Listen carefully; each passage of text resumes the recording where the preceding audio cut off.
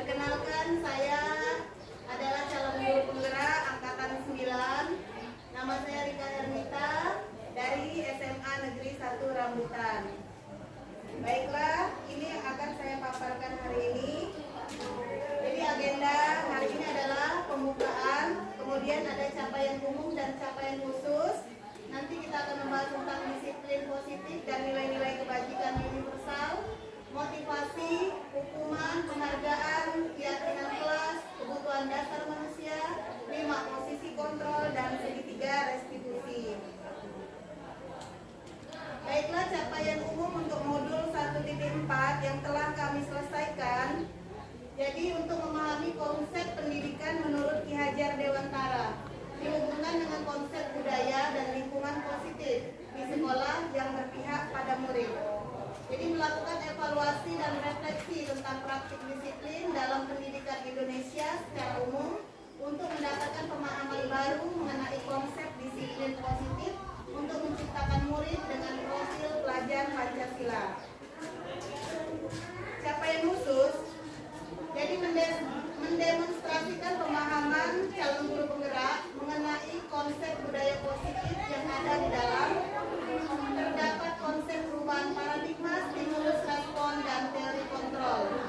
Menyusun langkah-langkah dan strategi aksi nyata yang efektif dalam mewujudkan kolaborasi dengan seluruh pemangku kepentingan sekolah agar tercipta budaya positif yang dapat mengembangkan karakter murid, bersikap reflektif dan kritis terhadap budaya di sekolah dan senantiasa mengembangkannya sesuai dengan kebutuhan sosial dan emosional murid.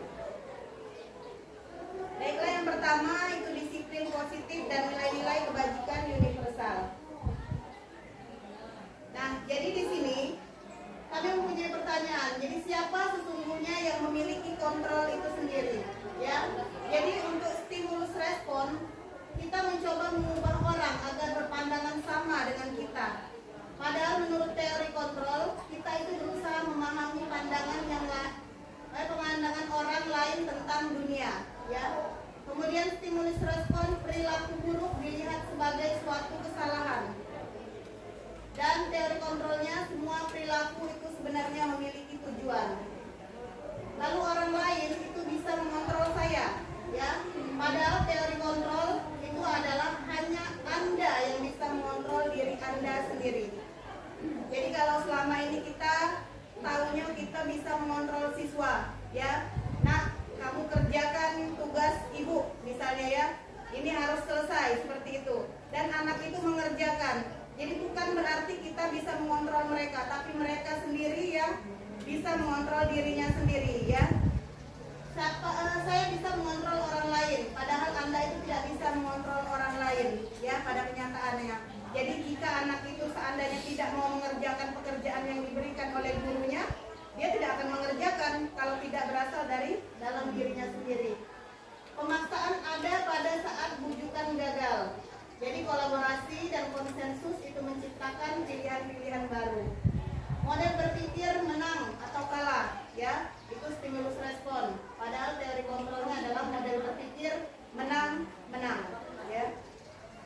Kemudian disiplin positif menurut Dr. William Glasser. Jadi Anda tidak bisa mengontrol orang lain, hanya Anda yang bisa mengontrol diri Anda. Nah, makna disiplin, belajar kontrol diri dengan menggali potensi kita agar tercapai tujuan mulia, yaitu sesuatu menjadi seseorang yang kita inginkan berdasarkan nilai-nilai yang kita hargai. Lanjut saja, ya. Nah, ini nilai-nilai kebajikan universal. Jadi nilai-nilai kebajikan adalah sifat-sifat positif manusia yang merupakan tujuan mulia yang ingin dicapai setiap individu. Nilai-nilai tersebut bersifat universal dan lintas bahasa, suku bangsa, agama, maupun latar belakang. Nilai-nilai kebajikan yang ingin dicapai oleh setiap anak Indonesia kita kenal dengan profil pelajar Pancasila, yaitu beriman, bertakwa kepada Tuhan Yang Maha Esa dan berakhlak mulia, jadi satu kesatuan. Kemudian mandiri, bernalar kritis, berkebinekaan global, bergotong royong, dan kreatif. Sekarang kita masuk ke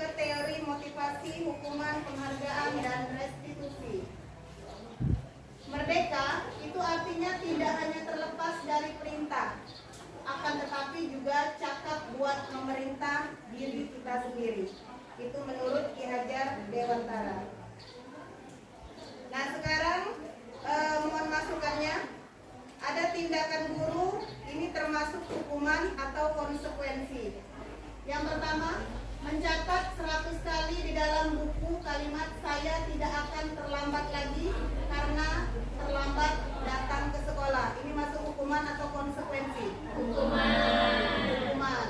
Kemudian yang kedua, lari mengelilingi lapangan basket 2 kali karena terlambat hadir di sekolah. Hukuman.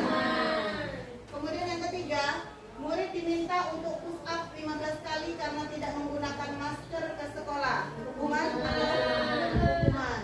Kemudian menggantikan kertas teman yang telah dia coret-coret. Konsekuensi. Kemudian membersihkan tumpahan air di meja tulis karena tersenggol pada saat belajar. Konsekuensi. Murid disuruh untuk mengenakan sepatu seharian di sekolah karena tidak mengenakan sepatu hitam. Hukuman. Nah, jadi selama ini kalau kita sering mengambil sepatu murid, ya Bapak Ibu guru, mohon untuk tidak lagi dilakukan karena itu termasuk dalam hukuman, ya. Jadi itu membuat mereka merasa tidak nyaman pada saat belajar. Kemudian lari mengelilingi lapangan basket 2 kali karena terlambat 10 menit untuk pelajaran PJOK. Hukuman atau konsekuensi? Konsekuensi, karena itu pada saat dilakukan pelajaran PJOK, ya. Jadi kalau dia lari, dia termasuk konsekuensi karena memang itu menyangkut di pelajaran. Nah, ini jawabannya, ya. Jadi semua jawaban kita tadi benar, ya. Aplaus untuk kita semua.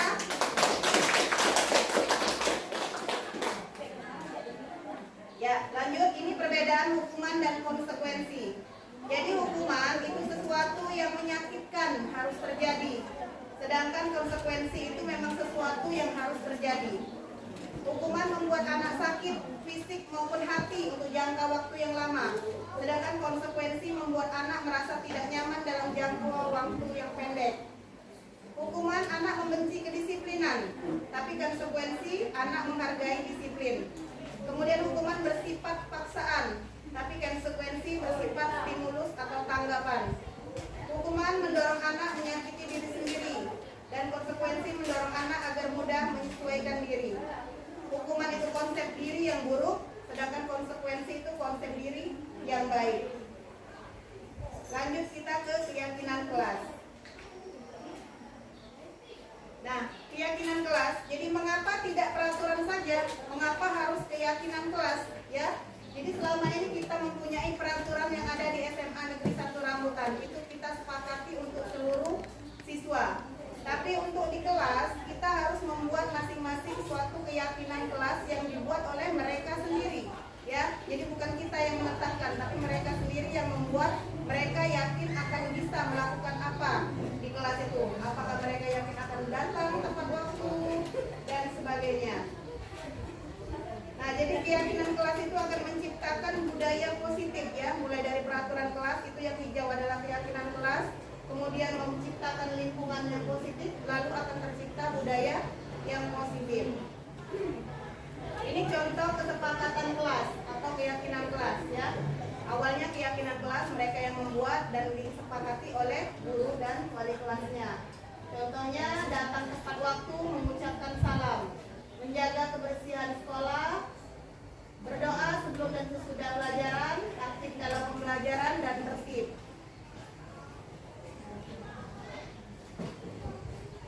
Nah, kita masuk ke peraturan dan keyakinan kelas. Yang pertama, selalu kembalikan buku ke tempatnya, ya. Lalu dilarang mengganggu orang lain. Hadir di sekolah 15 menit sebelum pembelajaran dimulai. Dilarang melakukan kekerasan, dilarang menggunakan narkoba, bergantian atau menunggu giliran, gunakan masker, jangan berlari di kelas atau koridor. Itu semua peraturan. Kita robah ke kata-kata untuk kesepakatan kelas atau keyakinan kelas.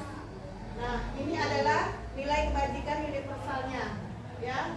Selalu kembalikan buku ke tempatnya, itu merupakan tanggung jawab. Berarti kita buat kata-kata tanggung jawab, bertanggung jawab untuk mereka. Dilarang mengganggu orang lain, artinya kita menghormati orang lain pada kata-kata di keyakinan kelasnya.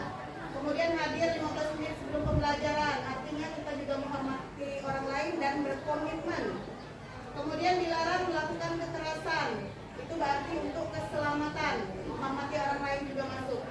Kemudian dilarang menggunakan narkoba, itu artinya untuk kesehatan mereka. Ya, bergantian atau menunggu giliran, artinya kita menghormati orang lain. Kita bersabar, ya, diajari. Gunakan masker, itu juga untuk kesehatan dan keselamatan. Jangan berlari di kelas atau koridor, berarti untuk keselamatan dan keamanan. Itu adalah nilai kebajikan universalnya. Kemudian kebutuhan dasar manusia dan dunia berkualitas. Nah, kebutuhan dasar manusia itu ada 4, ya. Yang pertama, kasih sayang, penguasaan, kesenangan, dan juga kebebasan. Ini yang dibutuhkan oleh murid-murid kita. Lalu akan masuk langsung ke 5 posisi kontrol. 5 posisi kontrol sebagai seorang guru, kita harus memiliki 5 posisi kontrol ini. Nah, posisi kontrol yang mana yang sebaiknya digunakan atau yang paling bagus kita gunakan sebagai seorang guru? Yang pertama, penghukum. Lalu pembuat orang merasa bersalah. Kemudian sebagai teman, sebagai pemantau, dan sebagai manajer. Ya, sebagai penghukum. Jadi hukum itu tidak hanya mengenai kekerasan fisik, ya. Kita mengenai kita menampar, misalnya kita menjewer dan sebagainya. Tapi juga kalau kita berkata kasar kepada murid, ya, dengan hentakan, ya, yang menyakiti hatinya sampai ke dalam, itu artinya sudah masuk kita ke posisi penghukum, ya. Nah, yang sebaiknya kita lakukan adalah menjadi posisi manajer, ya, karena di sini semuanya nilai kebajikan ada di posisi manajer. Jadi sebaiknya guru memposisikan dirinya sebagai manajer.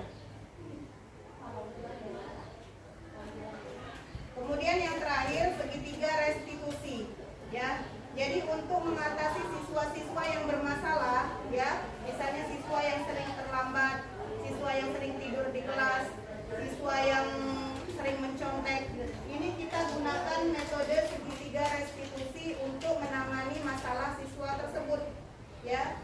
Segitiga artinya ada 3 restitusi yang akan dijalani. Nah, restitusi itu sendiri apa? Restitusi merupakan proses kolaboratif yang mengajarkan murid untuk mencari solusi untuk masalah mereka. Jadi segitiga restitusi, yang pertama menstabilkan identitas, yang kedua validasi tindakan, terus yang ketiga menanyakan keyakinan kelas, ya.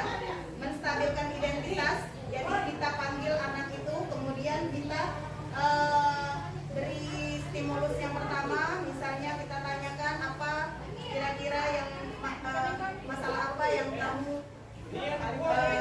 bisa dipanggil ke sini, ya. Nanti dia jawab nggak tahu Bu, misalnya, ya.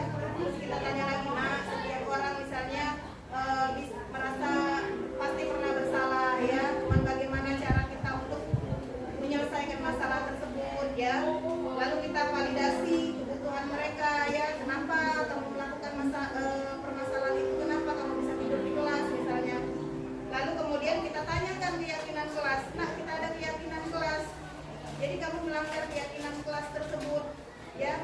Jadi bagaimana ke depannya? Apakah kamu akan berubah? Kapan kamu akan berubah? Seperti itu, ya. Jadi langkah-langkah untuk mengatasi siswa-siswa yang bermasalah bisa kita gunakan segitiga restitusi. Ya, sekian bahasan saya hari ini. Terima kasih. Wassalamualaikum warahmatullahi wabarakatuh. Waalaikumsalam warahmatullahi wabarakatuh.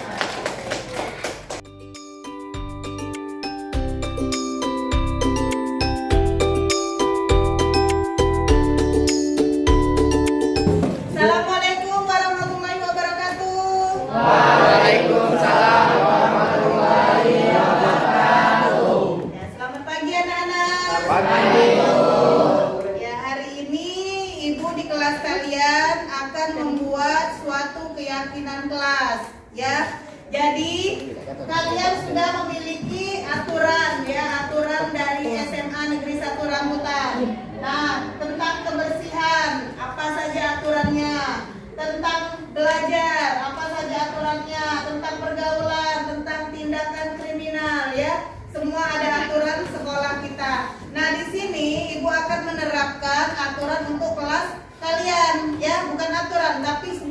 keyakinan yang bisa kalian yakini, kalian dapat mewujudkannya.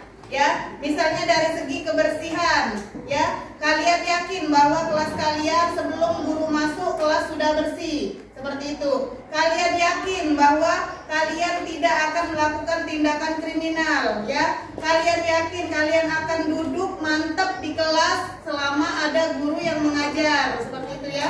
Kalian yakin tidak ribut di kelas misalnya, ya. Pokoknya semua keyakinan itu kalian utarakan, ya. Apa yang bisa kalian yakini, ya. Nanti kita akan buat di papan tulis, ya. Nanti kalian bisa tempelkan. Ini ada kertas sticky notes, ya. Satu orang satu. Kalian buat di sini keyakinan kelas kalian, ya. Satu orang satu kalian tempel nanti di papan. Ibu akan lihat. Jika ada yang sama, nanti akan kita ambil salah satu, ya. Sehingga nanti terbentuk suatu keyakinan kelas. Misalnya ada 10 keyakinan kelas, ya. Nah, hal itulah nanti yang akan kita tempel di papan di dinding kalian, ya, seperti itu. Jadi bisa dimulai dari sekarang. Ada yang mau ditanyakan? Tidak, ya, kita sudah mulai, ya. Nah, langsung si Farid deh, ambil Riko langsung ke mereka.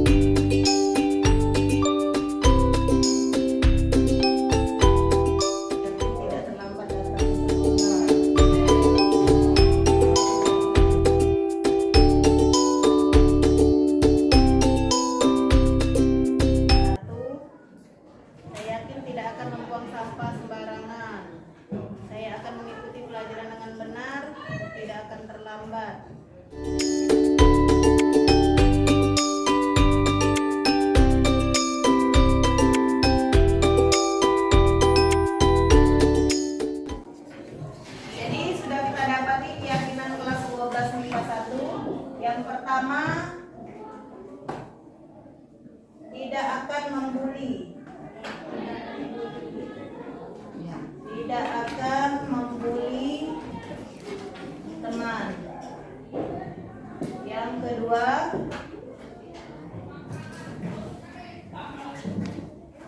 membuang sampah pada tempatnya.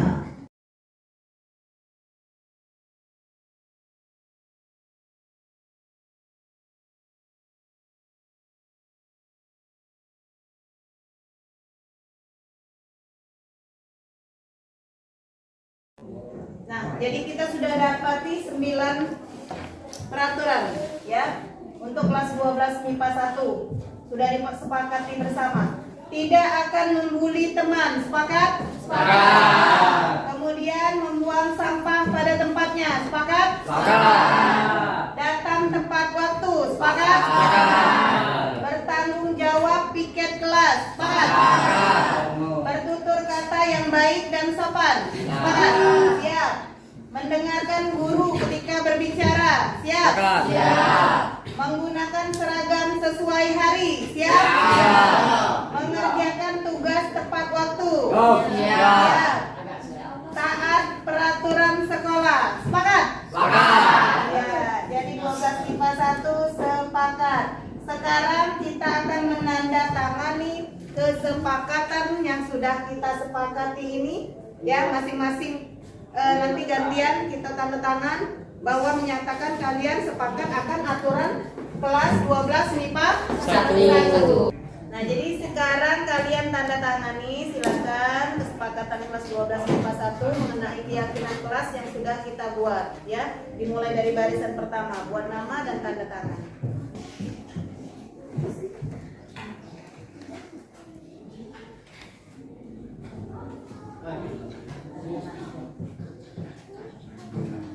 Lanjut, Nabila.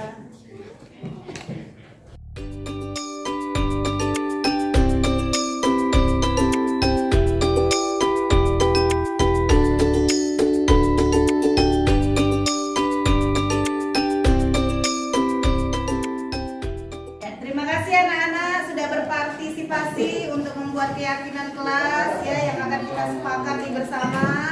Dan ini sudah Ibu pegang ya, janji kalian akan menaati kesepakatan kelas yang sudah kita buat. Nanti Ibu akan buat keyakinan kelas kalian itu Ibu print out ya. Nanti tolong ditempelkan di dinding kelas biar bisa dilihat terus ya. Biar bisa jadi pelajaran kalian bahwa apa saja keyakinan kelas yang harus kalian taati. Jadi nanti kalau kalian melanggar, yang pastinya akan ada konsekuensi ya. Ibu akan panggil dan Ibu akan lakukan pembinaan kepada kalian ya. Terima kasih atas partisipasinya. Ibu ucapkan wabillahi taufiq wal hidayah. Wassalamualaikum warahmatullahi wabarakatuh.